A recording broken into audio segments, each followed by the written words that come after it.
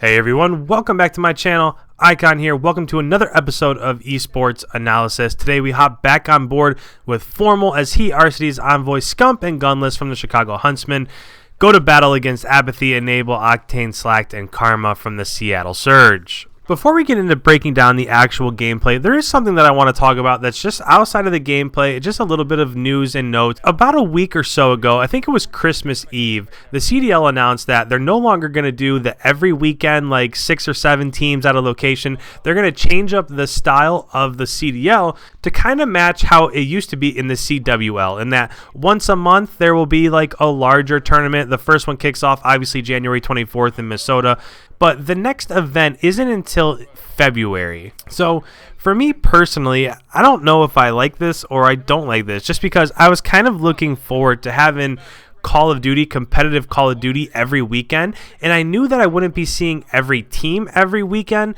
but I think that's a little bit of what draws people to it. The fact that you can watch Chicago one weekend and you can really focus on their matches, and then the next weekend it might be Atlanta. So the next weekend, now the storyline isn't all about Chicago. Now there's a little bit more of a focus placed on Atlanta or Dallas or Minnesota or somebody else.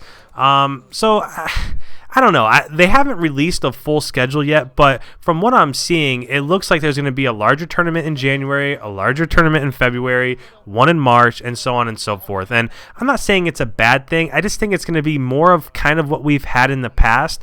And I was just looking forward to the weekly schedule. Now, maybe there will be a little bit more mixed in there as they release the schedule, because we haven't actually seen what the whole thing is yet, but I just feel like the way it was set up before was probably the way that most people would want it to be.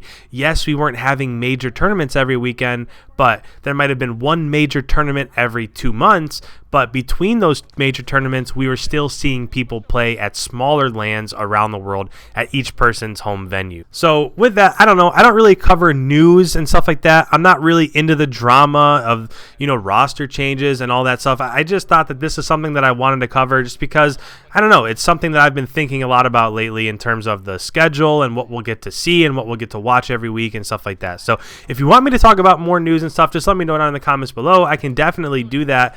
I just prefer to actually focus on the gameplay just because that's what I enjoy the most. All right, so as we hop into the gameplay here, obviously we're following Formal. If you look at the score in the bottom left-hand corner, there's about a 12-point lead for Seattle. Honestly, this lead should probably be a little bit more just because of the fact that Seattle controlled all of the second hardpoint and they started controlling the third hardpoint. You're going to see now that this is about to be a tie game as we go ahead and rotate into this fourth hardpoint. So Chicago did a really nice job of breaking that third hardpoint so that they could get the remainder of those points. And now as we go to rotate to that fourth hardpoint, not only are they in position, but they were also able to grab a little bit of a lead. So right now the hardpoint went ahead and rotated to that fourth, this back construction area. And if you look at the mini map in the bottom right hand corner, you want to be spawning in this back construction area.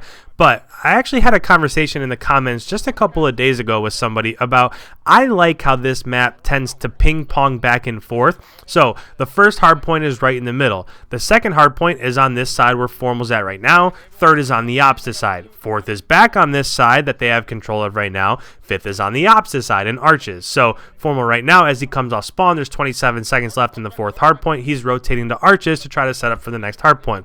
So I like that because it seems like if you have the ability to flip a hardpoint, that's how you're going to win. Somebody else said they don't like that because it takes away a little bit of the skill of holding down spawns. And honestly, I can understand where that comes from because now as we talk about this, you don't really have to break anybody's spawn logic, right? If you can't get into the fourth hardpoint, well, the fifth one's going to be back on our side, so it's not that big of a deal. Or if you can't get into the second hardpoint, so that back hardpoint that's really important on this map, the second hardpoint, well, it's not that big of a deal. When it rotates to Barbershop on the other side, we'll just control that one for 60 seconds. And I kind of get it. I like this map just because it's so fast-paced and everything is so close together. Think about it. When you come off spawns, it doesn't take more than 6 or 7 seconds to get from one side of the map to the other. So I like the fact that this map plays so quickly, and I think that as the tournaments go on, this is going to be a really fun map to watch. It has that classic Call of Duty style, that H with a line down the middle. There's a way in the middle of the map to get from one side to the other, so this is a really classic Call of Duty map. I guess time will tell in terms of which of these maps kind of become a fan favorite, and I could also see this being a map that teams elect to veto often, just because if you're a team that has really strong SMG play, everything is so close on this map that this could be really favored toward SMGs. Think about it. There aren't really long lines of sight for M4 dominant teams. Think about like Arklov Peak. Arklov Peak is a map where you could get in a 200-meter gun battle. So if you're an AR dominant team, maybe you'd want to play Arklov, whereas if you're an SMG team, maybe Rammaza might be your call just so you can be up close and personal. Now, as we go back and rotate to this first location, I do want to point out something that you just saw right there, and you're going to see it a little bit more as these spawns flip, is that this first hill, as it rotates to the second hill, a lot of this is controlled through the cover of smoke. And when I first started watching this, I thought this was going to be really good for search and destroy. So for search, smoke is great because you can throw your smokes, you can lock off lanes, you have to have a way to counter certain smoke attacks and stuff like that. But when it comes to respawn, it just feels like, you know what, we didn't get the rotation that we wanted. We didn't get the spawns that we wanted. So you know what we're going to do? We're just going to throw 5 smokes and just force our way through the smoke. And that I don't know if I like that so much, just because it takes a lot of the strategy that's involved and it takes it out of the game. One other thing that I want to mention while we're back here is that, so right now, Chicago has control of this second hard point. And you would have noticed if you were paying attention. If you weren't, go back about 30 seconds. So to begin that first hill, Chicago had control of the hill, and then they ended up getting broken. So when Seattle took over that first hill, Seattle also had somebody in this next hard point. So if you think about it, Seattle had somebody in the first hard point, and they had somebody trying to push out spawns in that second hard point. And while that was happening, Chicago spawned in that back lower construction area.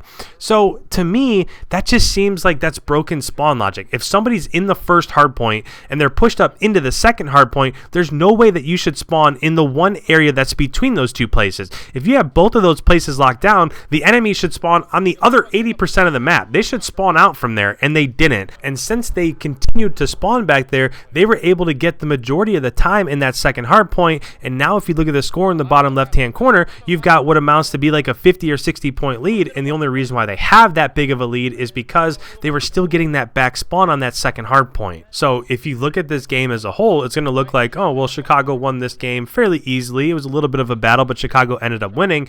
Whereas that spawn logic ended up contributing towards 40 or 50 points for Chicago that probably should have went the other way. If I had to break that down, I would say that Chicago probably got outplayed right there. Now, so I know I've talked the majority of this. Every one of my videos, I do like to throw you into a listen-in, so we don't have too much time left. I'm going to throw you into a listen-in just so that you can hear their communication, and I'll get back with you here in just a couple minutes. I think I'm in time. He's back right, no balls. Two on hold. There's one You guys should rotate They spawned the hill, three you guys doors. should rotate the hill. Shine. Yeah, I'm going now. I spawned right. I'm holding dirt, they could be cat. One's pillars, one's hitting bottom rugs. Nothing right. I'm getting cat, I'm going top, I'm going top. Bottom rug's dead. They can't be in the back, right? Nothing hit right. I'm trying to kill him. Where is he? Front sandbag. Dead. I have cat. Top plat.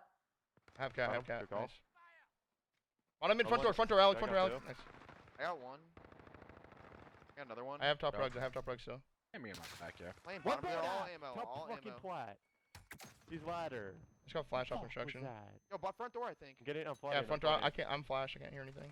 I have real front. Yeah, front door. Real front. Another one dead. Fucking Good job, open the guys. door. Good job, guys. I'm We closing the win off door. this, right? Yeah, we win. We might not get the tick. You're like 1 second off. Yeah, whatever. Rugs up. They're gonna. I guess you could go. Actually, fuck you, I'm going. No, you go. Yeah, that's what I thought. You just but like to they- troll, you idiot. you thought- Bottom in. One more plat.